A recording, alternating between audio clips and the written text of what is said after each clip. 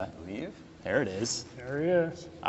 Please give me the controller right now. This level's really, really, really fun on Legendary. It's not too I hard believe at all. There's plenty of grenades. And what you're going to see if I think we'll have screenshots on IGN now, or if not now, very soon.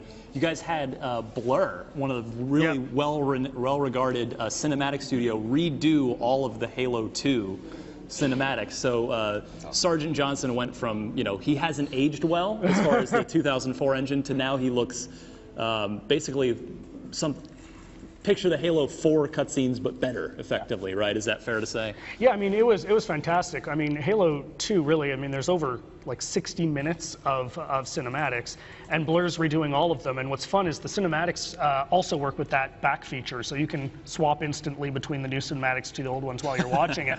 But the other thing we did with Blur, which is really interesting, is that we've created an intro and an outro, if you will, that's going to kind of start to tease to what we're doing with the next Halo in terms of storyline and things like that. That was a big thing that people enjoyed in the first anniversary with the terminals in particular, was we started teasing some of the Halo 4 storyline. So we're going to be doing a lot of that in this game as well. You guys have terminals and skulls in Halo 2 now, yeah, right? absolutely. Like there's Halo 2 anniversary. We'll get Yeah, into and as you can see, I mean, you can swap through these chapters really easily. You can select whatever it is that you want to play. And you can see over there at the top as well the notion of playlists. So the other thing that's a ton of fun about having everything unlocked are just we're going to have these customized playlists taking moments from all of the games and putting those together. So if I want to do all the Warthog missions from all 4 Halo games right in a row with 2 to 4 friends, I can do that? You can just go right in it. We're going to have a bunch of different ones. My personal favorite, it's just literally the grind from like the first mission of the first Halo to the last mission of Halo 4. There better be an achievement for that. Reveal that right now. We'll have a little something for the people who do that. That's. I don't think we want to leave that one That's like the endless set list in Rock Band. That's basically the Halo equivalent of that.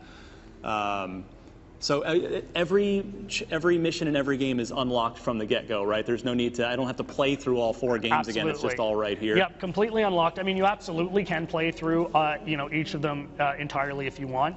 But you can hop through if you want to skip a mission. You don't want to play the library. You want to, pop past that. You can absolutely. Frank always gives me the look when I say I got to ask, guys, so Halo 2 is getting the anniversary treatment, but what about? I mean, Halo 3 is kind of caught in the middle, right? It's 2007, early generation 360 game. What's being done from the visual side on Halo 3, if anything at all? That's a great question. Halo 3 and Halo 4, they kind of don't need it as much. Yeah. Obviously, they were pretty good-looking games on the last generation system. They both really benefit though from going to 1080p, 60 frames a second, and some of the changes isn't necessarily just in resolution or sort of overall fidelity. Some of the things that we did, especially in Halo 4, there's some detail and data in the graphics that is just showing up now in a way that it wouldn't before. And you can think of it kind of like a Blu-ray remaster in some ways. Right. And some of that's just a sort of natural evolution of just bumping it onto that bigger GPU with more RAM and so on. But they both look pretty modern. Halo 4 in particular, and I would say this, of course, but it kind of looks almost like a next-gen game. Just running it. Well, it was almost so it was crazy how good that game looked on 360. It looks better on Xbox like Gulch, One. Hang 'em high. There we go. Jump into that one. Yes, we're poking around the interface here. Yeah, I think they're scrolling around the interface. So it's also, there's a key detail. So Frank, you mentioned the 6 reimagined Halo 2 multiplayer maps that are being done in an Xbox One engine. That's in addition to, they're all there in their original classic form. This is in addition to, and Max Hoberman, the original Halo 2 multiplayer lead, who started Certain Affinity and has done a lot of Halo multiplayer maps for you guys. He designed those, right? These new ones? Yeah, I mean, really, if you want to really think about it, you could say there are 5 multiplayer maps in this, right? You've got the original one, modes, thank you. The original one, the original 2. What happened to 100? Oh my God! The original 1, 2, 3, 4, and also this newer one that we've done for these new 6 reimagined maps. It was really interesting with Max, as we said, he was the original designer on these things. When we started working on this and I called him up, he was all in. He was just really excited to be able to do it.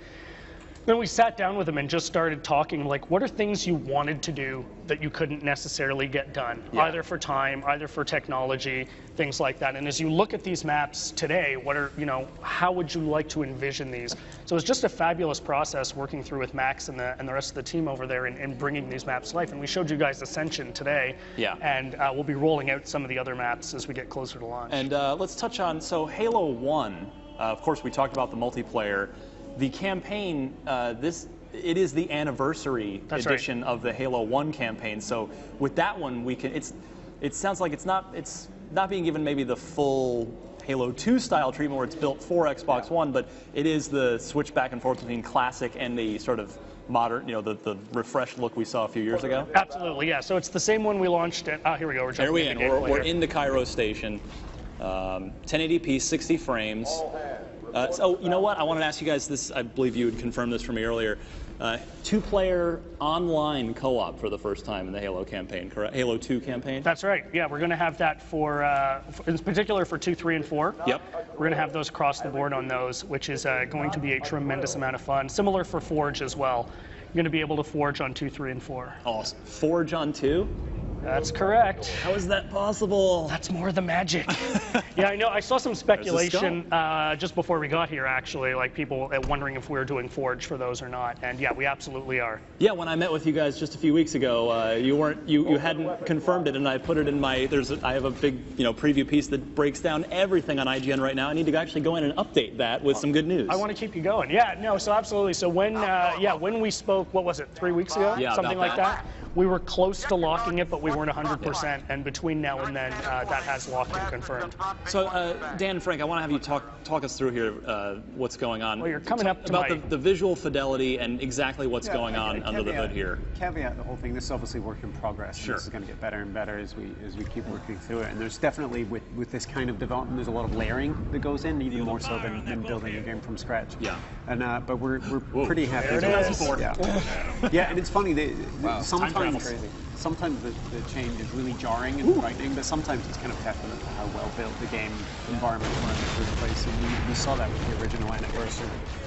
But yeah, and the other thing is the switch is instant now. Previously there was a little bit of lag as you switch between the memory and screen buffers, and now that switch is 100% instant. You can do it in the middle of a firefight and survive. So are these Elite and Grunt models built off? Are these the Halo 4 ones? Are these all new models that have been done for the enemies? So we grabbed from a number of different games actually to pull them together for this. So you can see there's a pretty stark difference even between the characters here as you're swapping back and forth.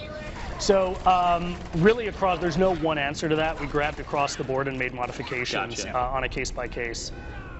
But yeah, you can really tell that swap. One of the things we wanted to do, people really enjoyed that swap so much, and we wanted to evolve that as well for Xbox One. As Frank alluded to, there was that fade in, fade out on the first one, and we've just got obviously more power to work with now. So a big thing was just to make that swap instantaneous. Frank, this is something in particular that I've talked to you about before. I'm curious, with the Halo 2 anniversary in particular, was there ever any consideration or investigation done into the infamous E3 2003 single-player demo? That mission that never made the game. We talked about making that playable for this. Yeah, we talked about it. I think the problem is that in a very real sense, it's a completely different engine than all of the other ones. So you'd have to bubble off this segment of the engine. The content, and Joe is, I believe, at the show. He'll speak to this as well. The content is all real.